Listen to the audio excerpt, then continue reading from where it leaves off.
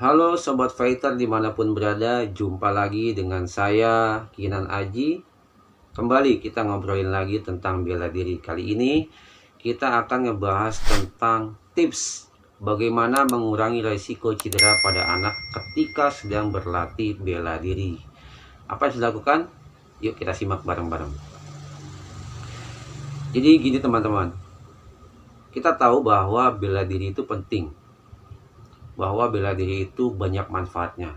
Tetapi kalau kita tidak melakukan dengan safety, kalau kita tidak melakukan dengan kehati-hatian, maka justru belajar bela diri itu justru akan membuat cedera bagi pelakunya kalau tidak dipersiapkan dengan baik-baik, kalau tidak dipersiapkan dengan penuh kehati-hatian.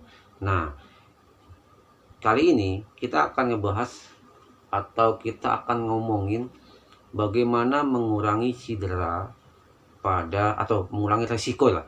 Bagaimana mengurangi resiko cedera pada anak yang sedang berlatih bela diri. Yang pertama, tentunya bagi seorang pelatih bela diri tentu harus tahu bahwa pemanasan itu sangat penting untuk dilakukan sebelum melakukan kegiatan olahraga bela diri. Ya, paling enggak 15-20 menit lah, atau 30 menit juga nggak apa-apa.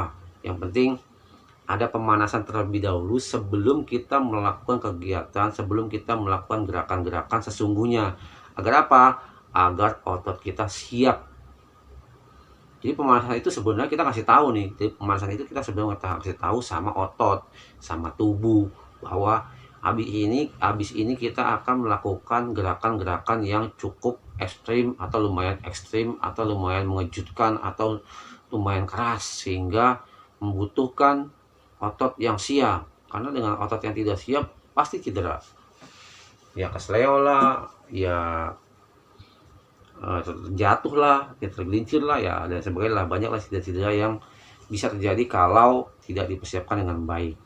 Yang kedua apa? Yang kedua, gunakan alat pelindung diri.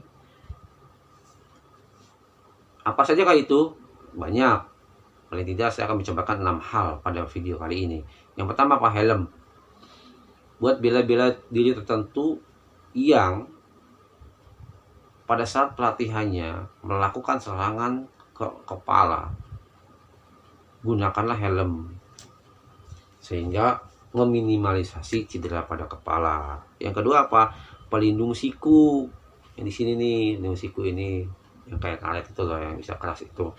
Itu perlu digunakan untuk meminimalisir cedera pada siku ketika terjadi benturan atau ketika terjatuh.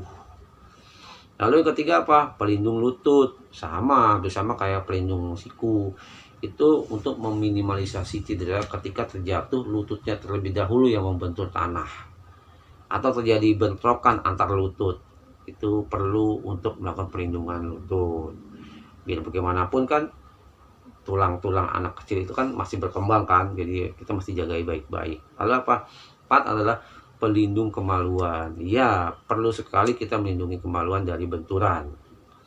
Kenapa? Ya itu kan alat vital manusia, salah satu alat vital manusia yang harus kita lindungi, jangan sampai rusak. Yang kelima apa? Pelindung tulang kering. Nah, tulang kering itu kan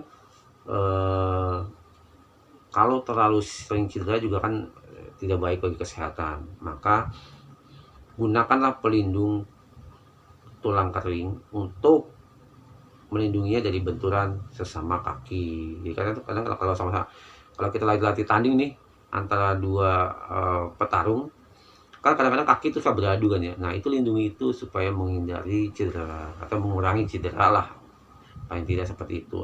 Lalu yang keenam apa? Pelindung lengan. Sama di sini ada pelindung lengan di sini tuh, perlu digunakan untuk melindungi lengan supaya meminimalisir cedera. Ya biar nggak lecet-lecet lah gitulah ya nggak. Atau ya biar nggak lebam-lebam lah gitu kan. Maksudnya bukan berarti takut luka, yang enggak lah, tapi hanya berpikiran bahwa buat apa kalau kita cedera sekarang, mendingan tadi nanti buat bertanding di gelanggang kan gitu. Jadi kalau udah cedera saat berlatih, nanti gimana mau ke gelanggang, tinggal lukanya aja, tinggal cederanya aja, lalu kan nggak bisa bertanding. Nah, seperti itu. Jadi perlunya perlindungan, perlunya alat pelindung diri itu sangat penting untuk mengurangi cedera atau meminimalisasi cedera. Syukur-syukur bisa mencegah cedera. Ya, itu saja yang bisa kita bahas pada video kali ini. Semoga bisa bermanfaat. Jangan lupa untuk menekan tombol subscribe-nya dan menyalakan loncengnya untuk mendapatkan video-video saya selanjutnya. Terima kasih, semoga bermanfaat.